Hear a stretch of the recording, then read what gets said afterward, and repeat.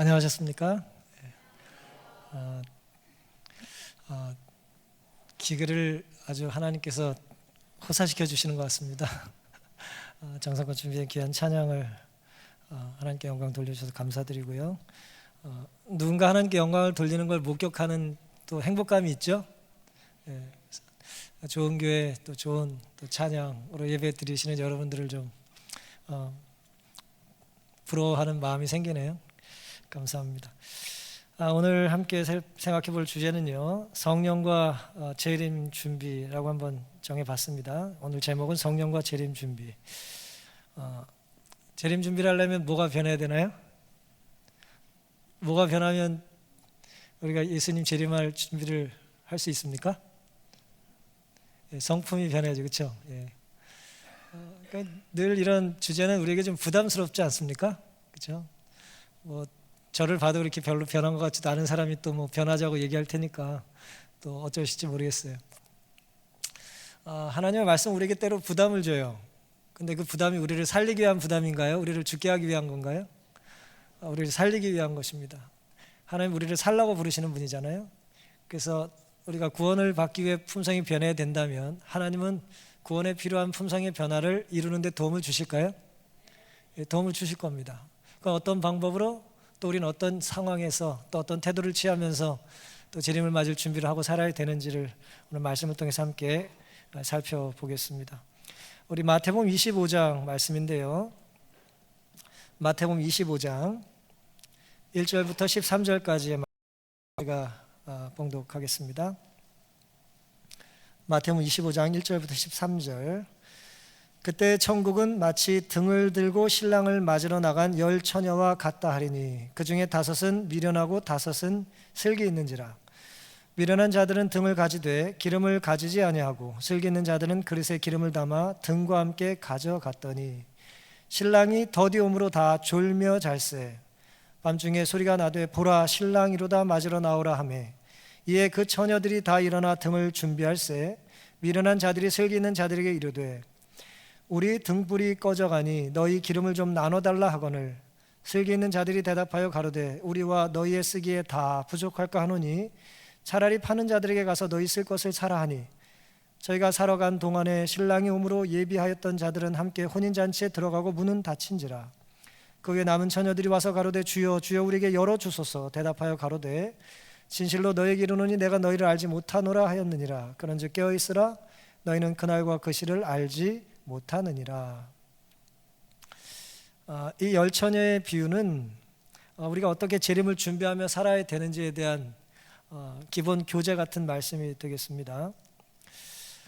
10 처녀의 비유는 두 부류로 나눠지죠. 어떤 사람과 어떤 사람으로 나눠집니까? 슬기로운 사람과 이제 미련한 사람으로 나눠집니다. 그 차이가 뭐예요? 기름의 유무였어요. 그렇죠? 다른 차이가 하나도 없어요. 똑같았어요. 똑같이 신랑을 기다렸고 똑같이 흰옷을 입었고 똑같이 화장을 했고 똑같이 뭐 했어요? 신랑을 열심히 기다리는 신부의 들러리 친구들이었습니다.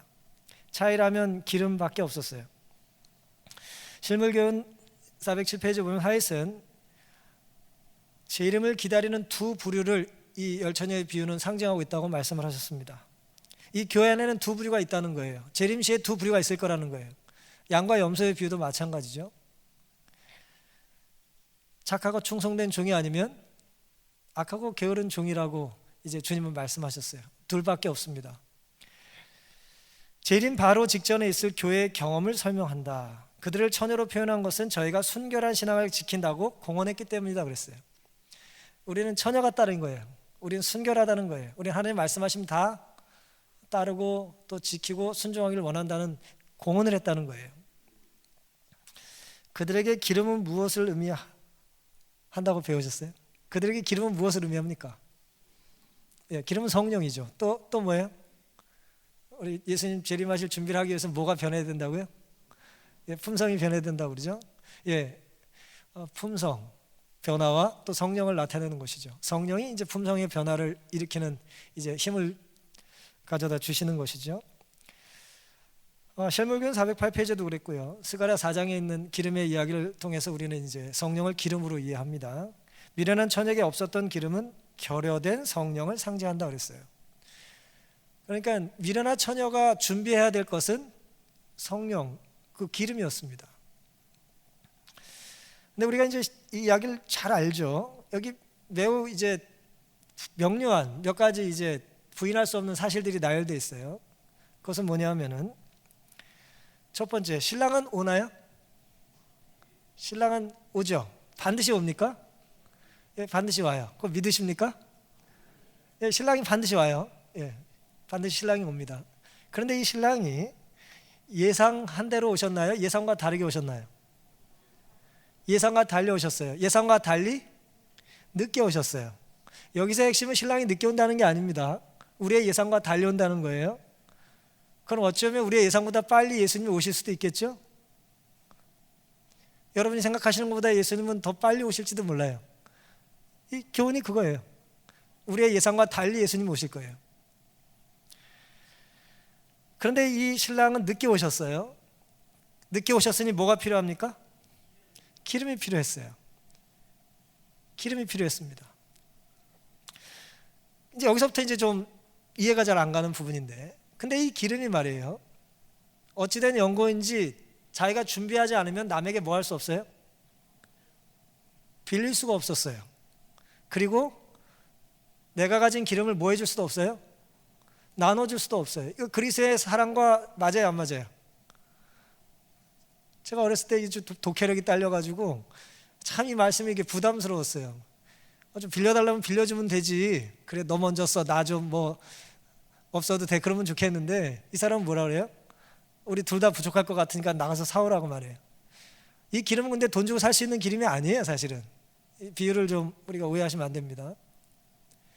비유는 어떤 중요한 사상을 하나 설명하기 위해서 여러 이야기를 만든 것이기 때문에 모든 문장 단어 하나하나에 의미를 부여하시면 안 돼요. 이 기름은 돈 주고 살 수 있는 기름이 절대 아니에요. 이 기름은 스스로 준비해야 하고 나눠줄 수도 없고 빌려줄 수도 없어요. 자식도 못 줘요. 왜 이 기름은 거래도 되지 않고 또 빌려줄 수도 없을까요? 이 기름이 뭐라고요? 이 처녀들이 개인적으로 경험한 개인의 은혜와 또 성령의 임재이기 때문에 그래요. 아버지가 기도를 많이 하시면 아들이 은혜를 받습니까? 물론 은혜가 어떤 영향을 조금 줄지는 몰라요. 하지만 내가 받은 은혜는 사실은 뭐예요? 그 사람이 받기 전까지는 나눠줄 수가 없어요. 그래서 우리는 가장 위대한 전도는 뭐냐면 와서 봐라라는 거예요. 네가 경험하라는 거예요. 네가 들으라는 거예요. 저기 뒤에 앉아서 이제 계속 찬양을 듣는데 끝날 때가 되면 긴장이 됩니다만은 적어도 끝나기 전까지는 찬양을, 이 감동을 누리고 싶잖아요. 근데 이제 뒤에 앉아 있으니까 보여요, 안 보여요? 어차피 보이지 않으니까 눈을 제가 감았어요. 눈을 감아야 더 잘 들릴 때가 있나요? 예, 더 잘 들릴 때가 있어요. 이 성령은 개인이 준비를 해야 되는데 마치 더 큰 감동을 받기 위해서 때로 눈을 감고 따라 부르는 것처럼 개인이 받은 그 감동은 옆 사람이 감동받는 걸 구경을 할 수 있을지 모르지만 그가 체험하기 전까지는 이 감동을 나눌 수는 없어요. 특별히 이제 이 성령의 감동으로 임하게 되는 어떤 삶의 변화라고까지 확대를 하면 이 사람이 변했다 그래서 옆 사람이 따라서 변하는 건 아니잖아요. 그리고 그 변화된 품성을 나눠줄 수도 없잖아요. 보통은 자녀는 부모를 닮아요. 하지만 품성은 닮지 않아요. 기질은 닮아요. 성향은 비슷해질 수 있어요. 하지만 아버지가 평생 씨름하며 쌓은 품성을 자녀가 공짜로 받진 않아요. 절대 전달되지 않습니다. 이건 개인이 하나님과 더불어 씨름하고 성령과 더불어 고민해야 되는 거예요. 아버지가 아멘 소리 크게 했다고 아들의 귀가 열리는 게 아닙니다. 영적 사물에 있어서는 아무도 다른 사람의 부족을 보충해 줄 수 없다. 아무도 다른 사람을 대신해 믿을 수도 없고 아무도 다른 사람을 대신해 성령을 받을 수 없다. 뭐 자리는 마련해 줄 수 있을지 모르지만 그 자리를 와서 차지하는 건 그 사람이 와야 되는 거예요. 내가 두 자리에 다 앉아 있을 수 없는 것과 같습니다. 아무 사람도 성령의 역사의 결과로 이루어지는 품성을 다른 사람에게 나눠 줄 수 없어요. 없습니다. 품성은 위기의 때에 나타난다 그랬어요. 위기의 때에 나타나요? 미련한 처녀들에게 기름이 부족했던 이유가 무엇일까요? 미련한 처녀에게 기름이 부족한 이유가 뭘까요? 기름 준비를 안 한 것이 이제 이유인데 왜 기름 준비를 안 했을까요? 혹 정말 자기가 기름을 준비하지 않고 있다고 생각했을까요? 이 정도면 충분하다고 생각하지 않았을까요 혹시? 뭐 남들도 이 정도면 괜찮다고 생각하면서 그냥 평균이면 돼 라고 생각했을지 모르죠. 미련한 처녀들에게 기름이 부족했던 이유를 화이슨 실물교훈에서 이렇게 말씀하셨어요. 미련한 처녀로 대표된 계급은 단지 피상적이고 표면적인 행위만으로 만족하는 자들이다 그랬어요. 그러니까 표면적이고 피상적인 신앙생활을 했다는 거예요. 여러분 뭐 사회 보시는 장로님들이 제 이름을 이렇게 부르셔가지고 개인적으로 굉장히 영광입니다만은 저를 여기 좀 잘 아시는 분도 계시고 전혀 모르시는 분도 계실 거예요. 근데 여러분과 저의 알미 이제 3일 정도 됐는데 우리가 얼마나 깊이 알겠어요. 하지만 이곳에는 저를 수십 년 동안 아시는 분도 계실 거고 어쩌면 저희 부모님을 잘 아는 분도 계실 거예요. 알미라는 건 단순한 정보로 안다고 하는 것이 다 아는 것이 아니에요. 그렇죠? 그 사람은 뭐 어떻더라, 뭐 키가 어떻고 생긴 게 어떻고 뭐 학교 다닐 때 뭐 어땠고 뭐 그런 것이 어떻게 아는 것이겠어요? 우리가 하나님을 사전에서 하나님 찾으면 알 수 있습니까? 국어사전 찾으면 예수님 찾으면 예수님 알 수 있나요? 인격체는 그렇게 알 수 있는 것이 아니에요. 인격체를 알기 위해서는 뭐 해야 합니까? 사귀어야 돼요. 교제해야 합니다.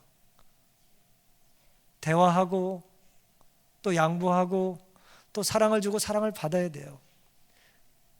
그렇게 오래 사귀고 오래 사귀면 사귈수록 깊어지는 알미, 진짜 알미죠. 조금 알고 안다고 말하면 그건 진짜 아는 게 아니에요.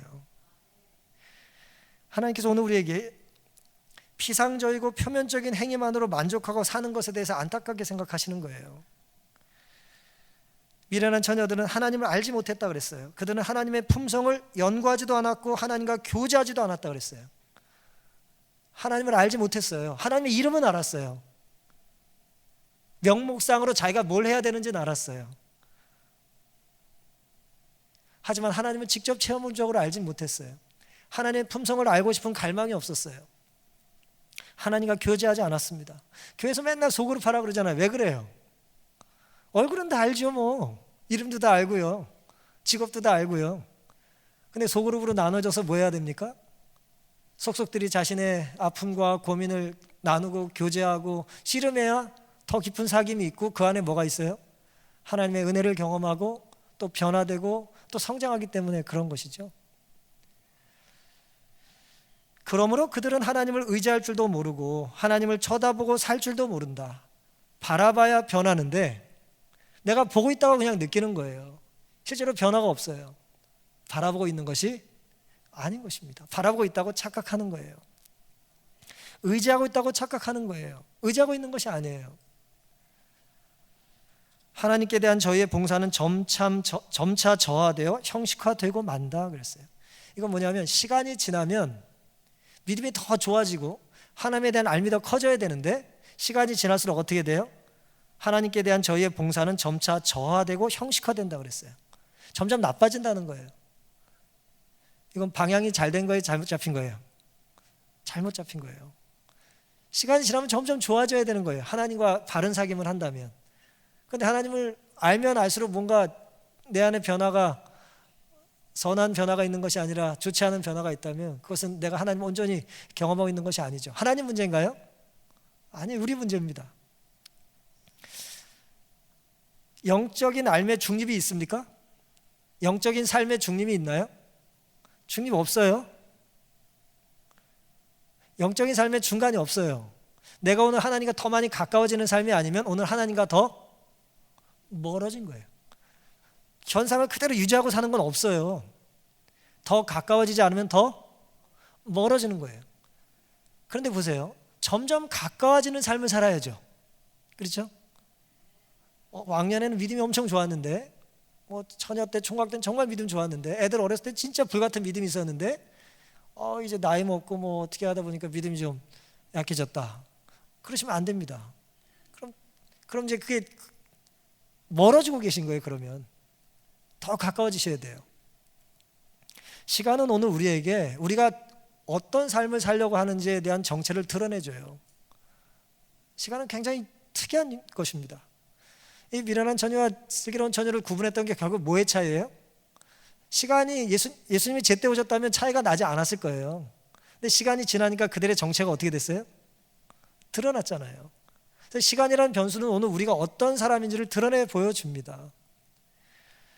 변질되는 신앙인이 아니라 거룩하게 변화되는 그런 성도의 삶을 갈망하는 우리가 되기를 간절히 바랍니다. C.S. 루이스라고 하는 훌륭한 사람이 있습니다. 좋은 책을 많이 쓰셨는데요.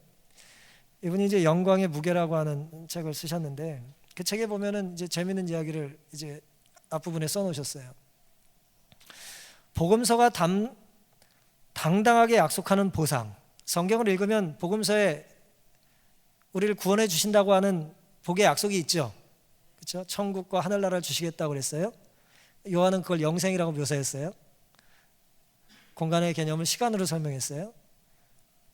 그런 보상에 대한 약속이 있죠. 그 엄청난 보상들을 생각해 보면 우리 주님은 우리의 갈망이 너무 강하기는커녕 오히려 너무 약하다고 말씀하실 듯하다 그랬어요. 우리에게 욕심이 있죠. 우리가 목마르고 갈망하는 게 있잖아요. 예? 뭐 어떤 자리를 가지고 싶다, 어떤 자리에 올라가고 싶다, 예? 어떤 타이틀을 가지고 싶다, 어떤 학교에 가고 싶다, 어떤 직장에 취직하고 싶다. 예? 우리가 그런 명예와 또 뭐 부에 대한 혹은 권력에 대한 나름대로의 뭐 계획이 있을 수 있잖아요. 욕심이 있을 수 있지 않습니까? 그런데 C.S. 루이스는 뭐라 그랬냐면 인간들의 욕심은 너무 허접하다는 거예요. 하나님께서 약속하신 복을 가지고 생각해 볼 때 우리가 원하는 건 너무나 수준이 떨어진다는 거예요. 그러면서 이렇게 이어서 말을 했습니다. 우리는 무한한 기쁨을 준다고 해도 하나님은 오늘 우리에게 무한한 기쁨을 주신대요. 무한한 기쁨. 우리 찬양, 아름다운 찬양 들으면 기쁘시죠? 좀 더 크게 해주시면 좋겠네. 예, 아름다운 찬양 들으면 얼마나 기쁘세요? 또 찬양 준비할 때 기쁘시죠? 근데 죄송합니다만은 천사의 찬양 들으면 어떨까요? 또 기쁘겠죠? 그렇죠? 뭐 더 기쁘다고 하긴 모르겠는데 또 다른 기쁨이겠죠? 그렇죠? 모세의 노래도 듣고 싶고, 그렇죠? 예수님의 음성도 듣고 싶고, 그게 무한한 기쁨이에요. 근데 하나님께서 오늘 우리에게 그런 무한한 기쁨을 주신다고 하는데도 사람들은 뭐에 빠져 있냐 하면 술과 섹스와 야망에 집착하는 냉담한 피조물이라는 거예요. 하나님은 무한한 기쁨을 우리에게 주기를 원하시는데 아주 허접한 것에 이제 만족하고 있다는 것입니다. 마치 바닷가에서 휴일을 보내자고 말해도 최고의 해변에서 하나님께서 주말에 내가 최고급 콘도를 빌려서 같이 놀려고 예약했다, 우리를 초청하시는데 그게 뭔 뜻인지를 상상하지 못해서 빈민가 한 구석에서 진흙파이나 만들고 놀고 싶어하는 철없는 아이 같다는 거예요.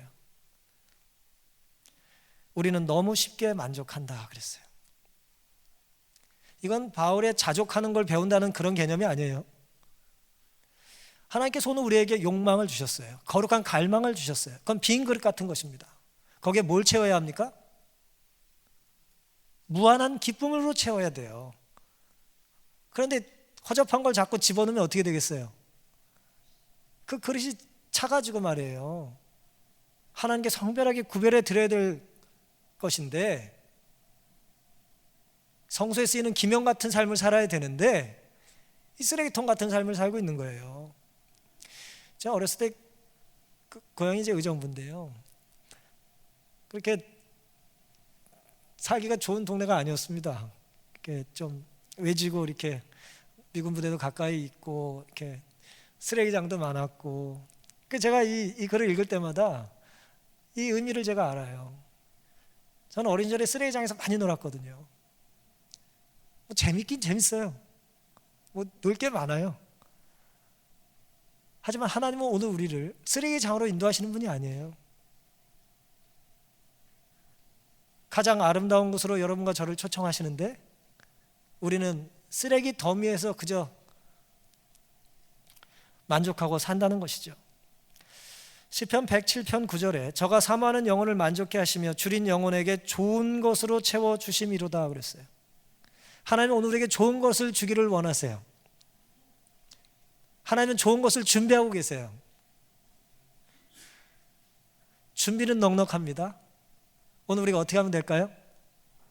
마음을 열고 준비하셨다는 걸 저에게 주십시오 라고 간구해 보시지 않으시겠습니까? 하나님이 거짓말 하시는 분이 아니잖아요. 하나님이 시건하시는 분이 아닙니다.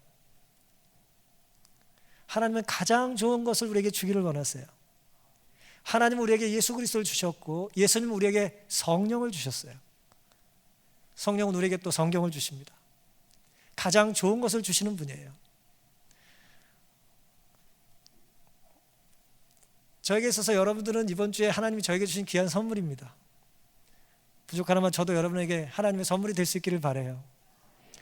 좀 마음에 안 드셔도 감사히 받으시면 쓸만할 겁니다. 감사하시면 됩니다. 루이스는 오늘 우리에게 진품을 앞에 두고 아류, 짝퉁, 가짜로 우리의 삶을 채우지 말라는 거예요. 정말 하나님은 우리를 순결하게, 온전하게, 위대하게, 아름답게 창조하셨어요. 그리고 거기에 걸맞는 것들을 주길 원하세요. 근데 우리는 자꾸 쓰레기 더미에서 찾아가지고 뭐라 그래요? 야, 이거 쓸만하지 않냐? 그런 엉터리 같은 삶을 살 수도 있다는 거예요. 그러니 우리의 갈망의 주머니를 시답지 않은 것으로 채우지 말고 고상하고 높고 더 큰 것으로 채울 수 있게 되시기를 간절히 바랍니다. 그렇다면 지혜로운 처녀는 어떻게 기름과 품성의 변화를 채우고 이룰 수 있었을까요? 실물교훈의 411페이지에 이어서 이렇게 말씀하셨어요. 성령이 사람 마음속에 역사하게 되고 그 역사를 당사자가 갈망하고 동의하게 될 때, 하나님은 신사셔서 강제하지 않으세요. 우리의 마음에 역사하길 원하세요. 하나님께서 두드리세요. 근데 우리가 찬양의 분위기에 감동을 받았던, 말씀을 읽다 은혜를 받았던 우리가 마음을 살짝 열잖아요. 그럼 하나님께서 싹 하고 들어오세요. 그럴 때 우리 마음에 역사하시게 되고 그 역사를 당사자가 갈망하고 동의하게 될 때, 어떤 걸 동의해야 돼요? 하나님께서 저의 삶에서 이루고자 계획하고자 원하시는 일을 이루어 주시는 일에 내가 동의합니다. 마치 우리가 병원에 가서 의사분들에게 뭐예요? 저를 잘 고쳐 주십시오. 사인하죠. 내 몸을 맡깁니다. 그렇죠? 저도 마취해봤는데요. 마취하고 나면 날 어떻게 할지 다 맡기는 거 아니에요? 그렇죠? 시키는 대로 다 해야 되잖아요. 우리가 그렇게 하나님께 맡겨야 된다는 거예요. 동의하게 될 때, 어떤 동의요? 나를 하나님 마음대로 쓰시는 일에 내가 동의해 드리는 거예요. 그러면 그 안에서 새로운 품성이 심어지게 된다 그랬어요. 심어진다는 말이 이제 임플란팅이라고 썼어요. 임플란트 해보셨죠? 치과 의사가 많으신 것 같은데 심는 거예요. 옮겨 심는 것입니다. 성령께서 내 안에 뭘 심으세요? 아름다운 품성을 심어 주신다는 거예요. 내 안에 원래 선한 것이 있어요, 없어요? 선한 것이 없어요. 죄에 물든 우리들은 악의 흐름에 흘러다니는 그런 현찮은 사람이지만, 우리가 하나님의 초청을 거절하지 않고 마음을 열고 하나님을 우리 삶에 좌정하시게 우리의 중심의 자리를 내어드리면 우리의 삶의 주인이 나에서 하나님으로 바뀌는 것입니다. 원래 주인이 내 안에 들어오시는 거죠. 그리고 하나님께서 우리에게 또 물으세요. 강제하지 않으시고, 내가 너를 좀 손 좀 봐줘도 되겠냐? 우리가 구별해 드린 만큼, 의지를 맡긴 만큼 하나님께서 우리에게 뭘 심어주세요? 아름다운 품성을 새롭게 심어주시겠다는 것이 선지자를 통한 하나님의 약속입니다. 감사하지 않으십니까? 로마서 5장 5절에는 우리에게 주신 성령으로 말미암아 하나님의 사랑이 우리 마음에 부음바 되었다 그랬어요. 하나님의 사랑을 우리가 공급받길 원하십니까? 그 일을 누가 하세요? 성령이 하신대요. 성령이 우리의 마음에 하나님의 사랑을 듬뿍 부어주신다는 거예요. 에베소 2장 18절, 성령 안에서 아버지께 나아감을 얻게 되었다 그랬어요. 우리가 하나님께 담대히 나가는 거예요. 히브리서인 담대히 나간다 그랬죠. 은혜의 보좌 앞에 성령의 도우심을 우리가 하나님 앞에 담대히 나가는 거예요. 탕자가 두렵고 떨리면서 죄짓고 방황하고 살았지만 성령의 도우심과 역사에 순종하고 아버지께 나아간 것입니다. 에베소 3장 16절, 성령으로 말미암아 너희 속사람을 능력으로 강건하게 하라 그랬어요. 우리의 속사람이 성령의 능력으로 강건하게 변하는 것이죠. 여기 몇 가지 단계가 있어요. 지혜로운 처녀는 성령께서 하나님의 사랑을 공급해 주실 것을 믿고 마음의 문을 여는 것입니다. 그러면 성령이 내 안에서 하나님께 나아갈 수 있는 힘을 주세요. 그리고 그 힘 따라서 우리의 속사람이 강건해진다 그랬어요. 변하는 것이죠. 누가 하시는 일입니까? 하나님이 하시는 일이에요. 성령께서 하시는 일입니다. 지혜로운 처녀처럼 날마다 우리 자신이 죽고 내 안에 그리스도가 사실 수 있는 삶을 선택해 보시기를 바랍니다. 사도 바울은 날마다 내가 뭐 한다 그랬어요? 죽겠다 그랬어요. 그것은 부활에 대한 설명 중에 하신 말씀이에요. 내가 부활하려면 뭐 해야 됩니까? 죽어야 살 거 아니에요. 그렇죠? 먼저 우리가 죽어야 사는 것처럼 우리가 날마다 죽는다는 결심은 부활의 소망 중에 이루어지는 일입니다. 예수님을 내 안에 모시고 그리스도가 내 삶의 주인이 되실 수 있도록 우리의 삶을 빌려드리는 거예요.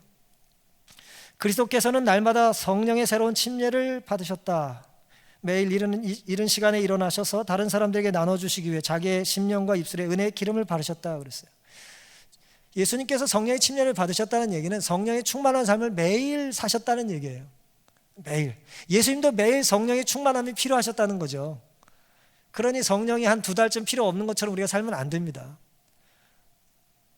여름 휴가 시즌에는 한 2주, 한 주, 3박 4일 성령과 멀리 헤어져서 살아도 되는 그런 삶을 살도록 하나님 우리를 만드신 것이 아닙니다. 신령한 은혜가 시초에 필요하며 시작할 때 신령한 은혜, 성령이 필요하고요. 신령한 은혜가 전진하는 매 발걸음마다 필요해요. 신령한 은혜만이 사업을 완성시킬 것이다 그랬어요. 성령의 임재가 도우심이 시작할 때 필요하고 과정 중에 필요하고 언제 필요해요? 마지막에도 필요해요. 믿음의 주요 또 온전케 하시는 이라고 할 때 그 주요라고 하는 것과 온전케 한다는 헬라어의 의미는 시작과 끝이라는 의미예요. 나를 믿음을 시작하게 해주신 분께서 마칠 때까지 나를 지켜주신다는 뜻입니다. 매 순간마다 신령한 대리자와 연결이 우리의 전진에 필수적이다. 우리는 하나님의 영을 어느 정도 모시고 있을 것이나 기도와 믿음으로 우리는 끊임없이 더욱 성령을 찾아야 한다. 평생 신앙생활 했기 때문에 우리 안에는 어느 정도는 성령이 계시다는 거예요. 아직 화인 맞은 양심은 아니에요. 하지만 기도와 말씀을 통해서 우리는 뭐예요? 끊임없이 성령과 교통하고 소통해야 된다는 거예요. 우리는 자신을 축복의 통로 속에 세워 놓을 수 있는 모든 기회를 활용해야 된다 그랬어요. 여러분, 이 교회가 여러분의 삶의 축복의 통로라는 걸 믿으십니까? 믿으셔야 돼요. 교회는 축복의 통로입니다. 기도는 축복의 통로예요. 찬양은 축복의 통로예요. 들으실 때나 부르실 때나 축복의 통로예요. 나를 축복의 통로에 가져다 두라는 거예요. 축복 받을 만한 곳에 가져다 두라는 거예요. 왜 여기는 이렇게 좋은 사람이 없어? 엉뚱한 데 가서 찾지 마시고 교회에 오세요. 성전에서 믿음 안에 사시면 되는 것입니다. 구체적으로 이렇게 말씀하셨어요. 장막회와 같은 교회 집회들, 가정 집회소와 모임들, 영혼을 위한 개인적 수고를 바칠 수 있는 모든 일들은 이른 비와 늦은 비를 주시기 위해 하나님께서 정해놓으신 기회들이다 그랬어요. 오늘 저녁 식사를 사주신 우리 장로님께서 성령을 받고 싶으신데 이게 그걸 좀 배워야 되는데 말이에요. 지금 고민이라고 그러셨어요. 성령을 받을 수 있는 기회가 어디라고요? 교회에서의 정기적인 집회예요. 이건 너무나 흔해가고 뭐 다 아는 거예요?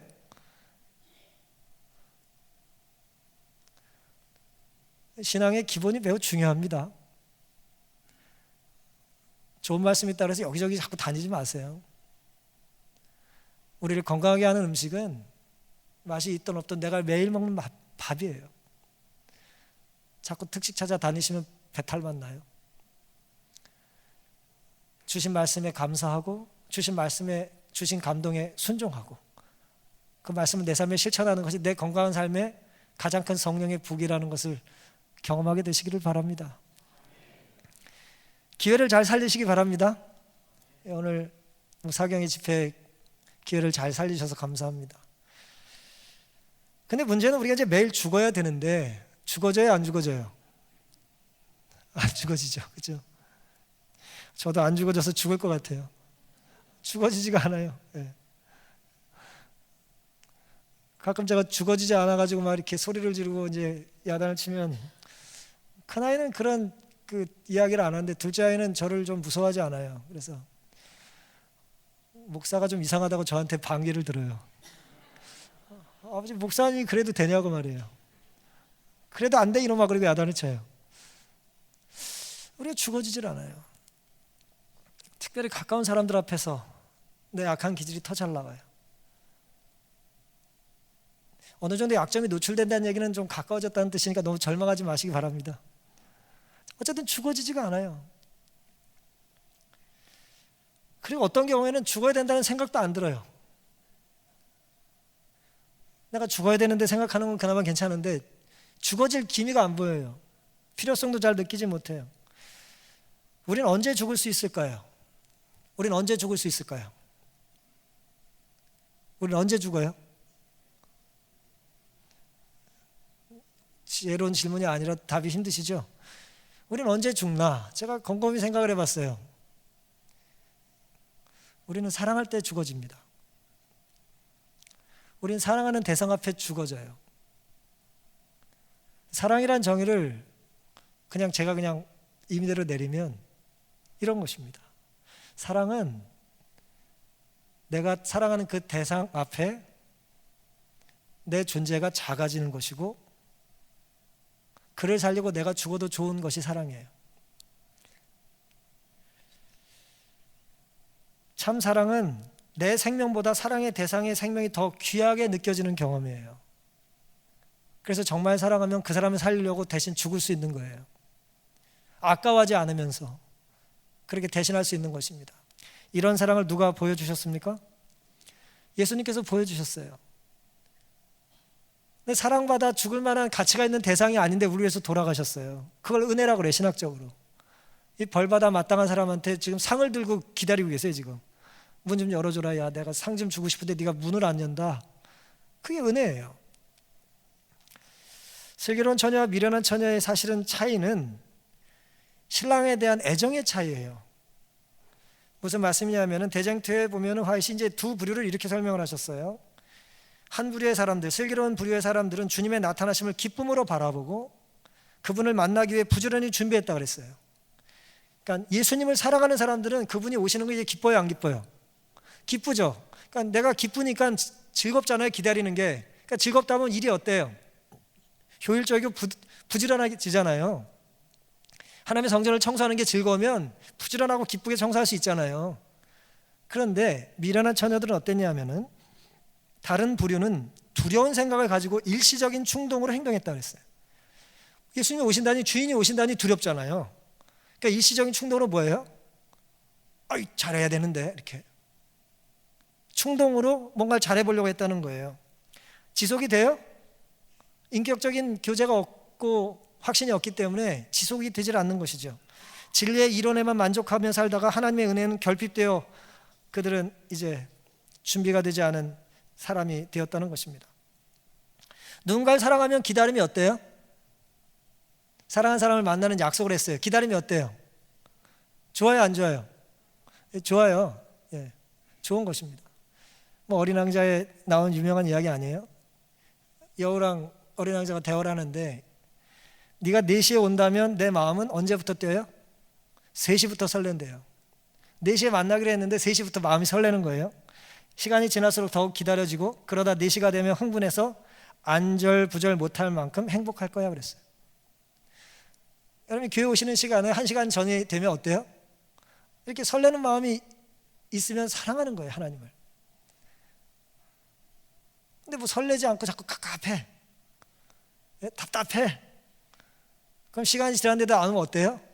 아유, 잘 됐다, 안 오네, 가자. 그런 것입니다. 내가 사랑하는 대상과의 약속은 기다리는 시간이 지루하지 않아요. 행복해요. 설렙니다. 어쩌면 약속한 시간 순간부터 행복할 거예요. 약속한 순간부터 즐겁고 기쁜 거예요. 주님을 향한 우리의 기다림이 뭐 어린 왕자 만나겠다는 여운만 못하면 되겠습니까?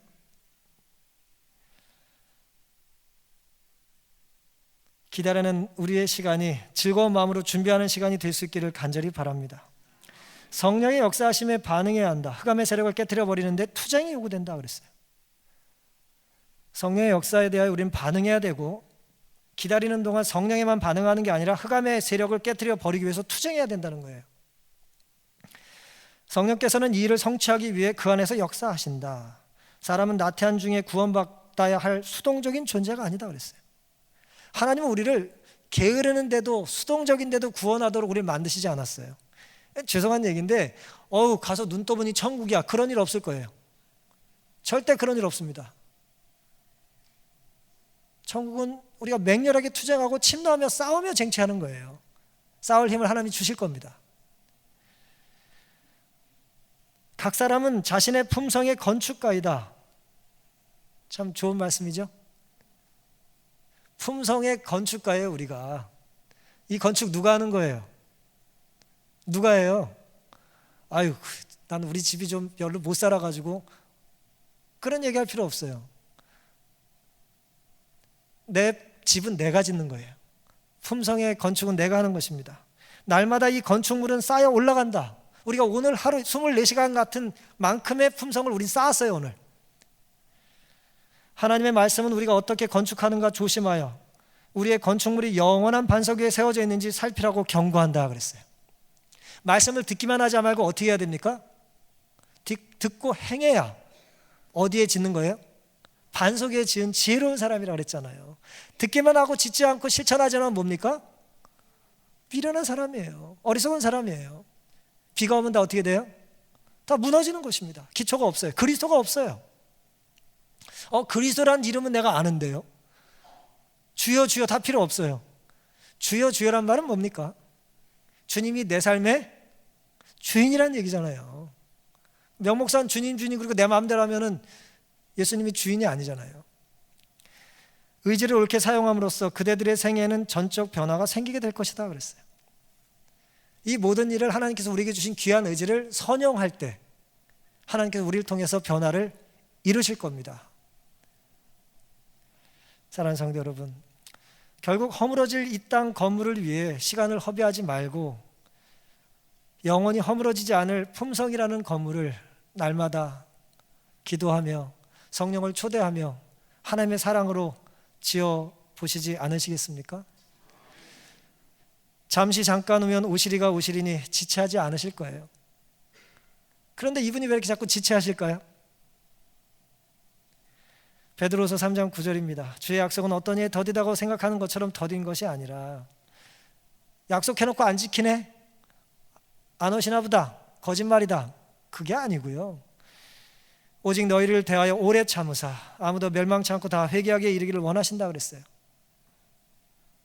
그러니까 우리가 아직 준비가 안 돼서 못 오고 계시다는 거죠. 그 준비가 어떤 준비라고요? 주님을 맞을 준비를 하는 거죠. 화이슨 말이에요. 1888년 이후에 대청에서 이러저러한 어려운 일들이 있었을 때 성령은 예수님이 이제라도 오실 수 있었다 그랬어요. 근데 준비가 안 됐다 그랬어요. 그 당시 교회가.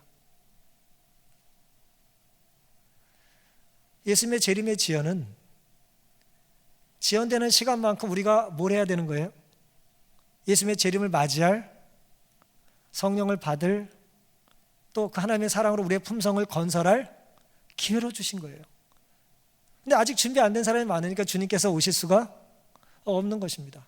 우리가 간혹 예배가 됐는데, 예배 시간이 됐는데 너무 적게 오시면 뭐예요? 또 좀 찬미 더 부르고 기다리죠? 한 명이라도 더 예배에 참석하게 하기 위하여도 그렇게 하는 것입니다. 그러니 오늘 우리가 예수님의 재림을 기다리는 것보다 우리의 삶이 변화되기를 원해서 하나님께서 성령을 통해서 하나님의 사랑을 주시는 그 마음이 더 간절한 거예요.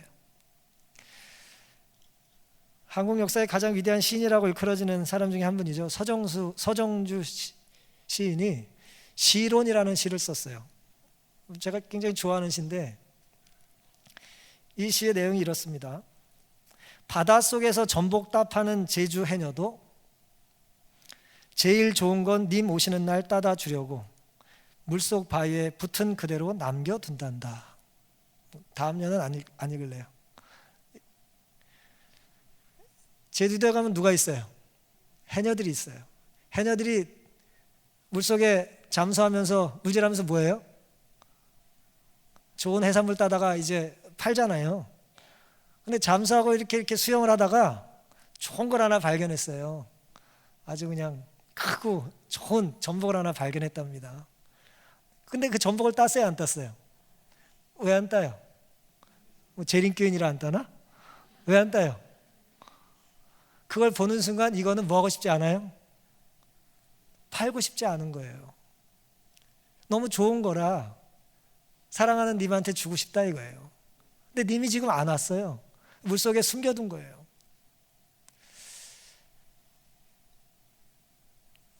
예수님 다시 오실 재림의 날에 주님께서는 우리의 삶이 어쩌면 잘 준비된 품성이란 이름으로 또 사랑이란 이름으로 잘 준비된 어쩌면 이 해녀의 전복 같은 하나님께 구별돼 드려지는 선물이 될 수 있으면 얼마나 좋을까요?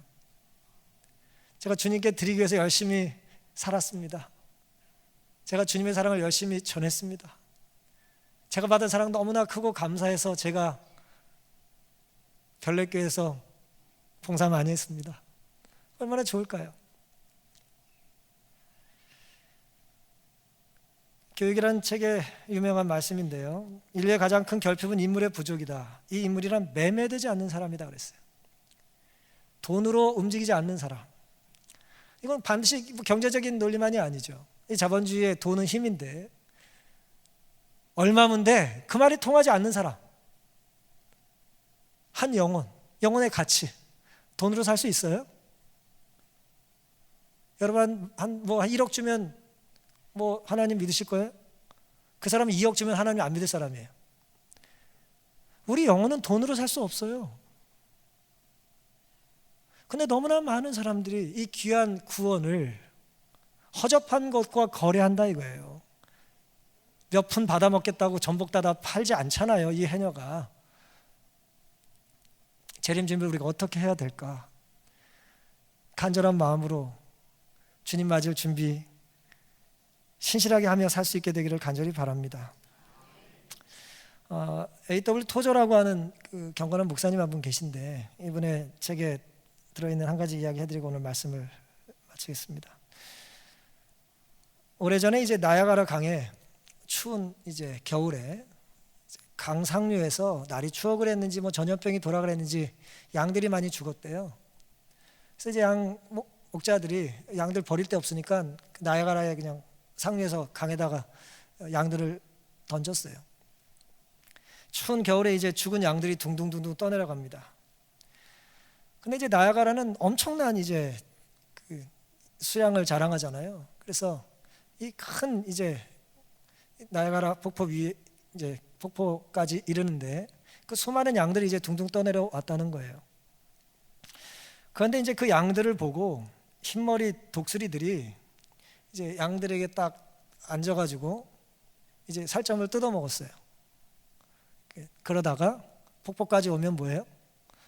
탁 날아가는 거예요. 이렇게 멋있었겠죠? 먹다가 날르고 먹다가 다시 상류로 올라가서 이제 둥둥둥 떠내려오는 양들 위에 착지했다가 먹다가 나르고 그렇게 반복을 했다는 거예요. 그런데 어느 독수리가 그만 실수를 했대요. 양 위에 너무 오래 머물러 있었어요. 그 발톱이 양털에 얼어붙어 버린 것입니다. 날아오를 수가 없었어요.